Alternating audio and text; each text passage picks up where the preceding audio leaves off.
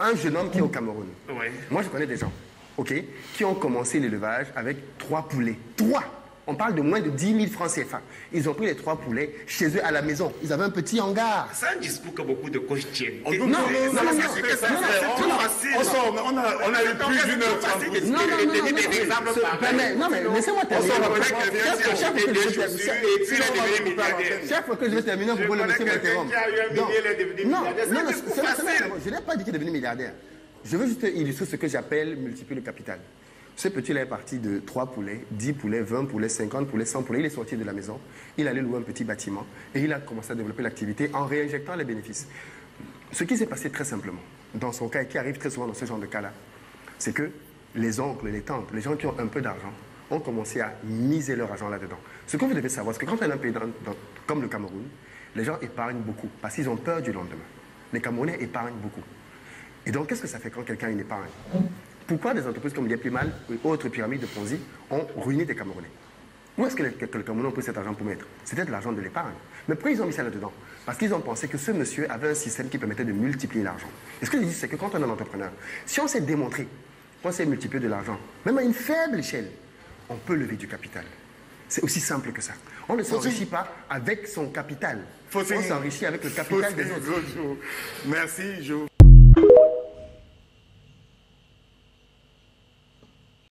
Investir au pays, Philippe Simo, ça vous dit quelque chose?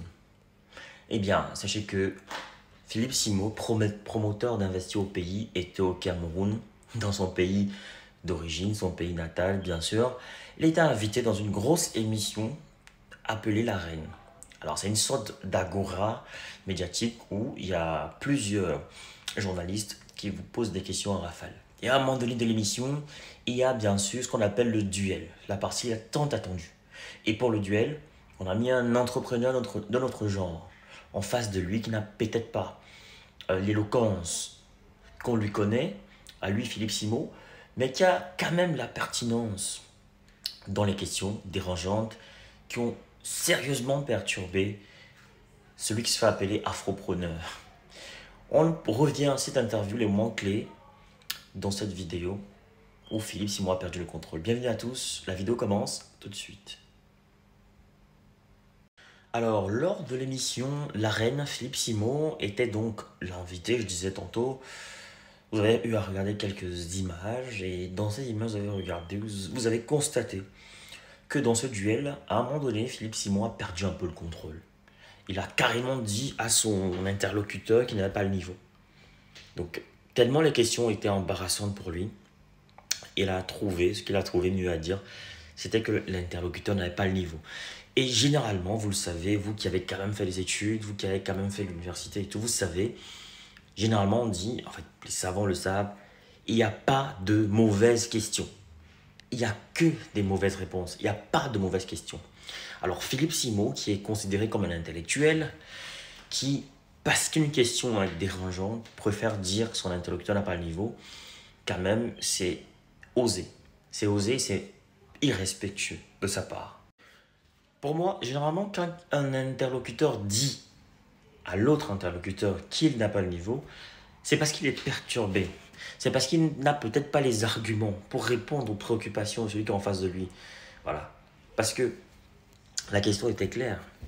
Il y a d'abord eu une méthodologie comme le journaliste Rodrigue Tongué a apprécié, c'est-à-dire qu'il y a eu une situation contextuelle qui a été posée par le monsieur avant de poser la question, qui était de savoir, elle vous rappelle la question dans cette interview, monsieur lui a demandé, est-ce que, première question, quand vous demandez aux gens de ne pas partir en disant que s'ils gagnent 1 million ou 500 000 au Cameroun, c'est pas intéressant d'aller immigrer au Canada ou, je sais pas, en Europe, que sais-je.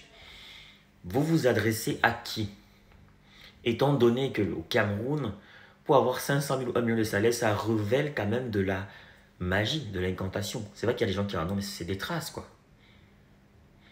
Donc si 1% de la population, si même pas 1%, parce que si même pas 1% de la population a ce salaire, vous avez ça à qui? Parce qu'il n'y a même pas 1% qui a ce salaire. Philippe Simo s'est énervé, il s'est fâché.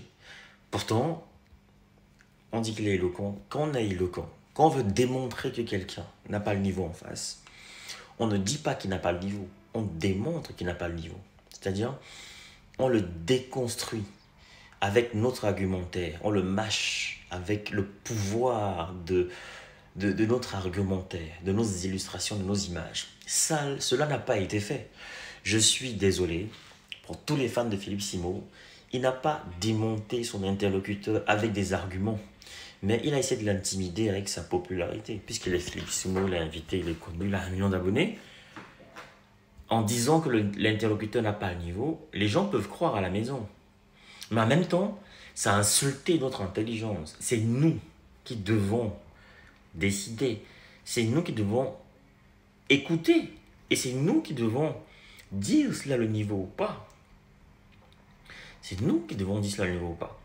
Donc quand Philippe Simo dit que l'interlocuteur n'a pas le niveau, c'est pour décrédibiliser ce qu'il dit. C'est pour que les gens qui regardent, qui sont fans de lui, ne se rendent pas compte de la pertinence de ce qu'il dit. Donc pour moi, Philippe Simo n'a pas été à la hauteur. Il a raté le débat. En fait, il a raté... son passage sur l'arène est raté. Souvenez-vous, j'ai fait une vidéo l'année dernière. Non, cette année. Bref, je ne sais plus. L'année dernière, je crois. J'ai fait une vidéo l'année dernière, dans cette période, toujours de l'année, où il était invité sur RFI. Vous voulez créer du contenu qui captive, qui informe. Vous voulez partager votre expérience, votre expertise avec le monde. Vous voulez gagner de l'argent avec ce que vous aimez. Alors, ma formation, elle est pour vous. Cette formation, elle est taillée sur mesure pour vous. Dans cette formation, vous allez apprendre à vous lancer dans la création de contenu, à choisir le bon format, le bon support. Dans ma formation, on apprend à trouver sa niche. On apprend à trouver sa valeur ajoutée, sa proposition unique, sa cible idéale. On apprend plein de choses dans cette formation. Dans ma formation, on apprend à trouver son rythme, on apprend à planifier son contenu, à optimiser son temps tout en restant motivé. C'est une formation accessible à tous, que vous soyez expérimenté, débutant, voilà, que vous vouliez créer du contenu audio, vidéo, écrit ou multimédia. Cette formation, elle est pour vous. Vous devez absolument l'apprendre. Alors cette formation est flexible, vous pouvez la suivre à votre rythme, selon vos disponibilités, vos besoins, vos envies. Elle ne coûte pas cher. 150 € pour tous les résidents en Occident et 75 000 francs pour tous ceux qui résident en Afrique. 75 000 francs CFA seulement. Alors qu'est-ce que tu attends? Souscris rapidement à cette formation parce que les places sont limitées à 50 places maximum et il y aura des formations chaque mois. Chaque formation dure 2 semaines minimum et 1 mois pour ceux qui ont du mal. Il y aura 2 semaines en plus de rémédiation pour essayer d'aider les autres. Alors, appelle ce numéro rapidement et surtout, écris à cet email pour souscrire à cette formation. Voilà, le numéro, je rappelle, 0467 81 59 18, précédé du +32. Donc, je reprends, +32 0467 ou alors +32 467 81 59 18, disponible bien sûr par appel et sur WhatsApp ou alors écrivez-moi tout simplement par mail pour souscrire à votre formation. Donc je vous attends nombreux et les places sont très limitées. Donc à très bientôt.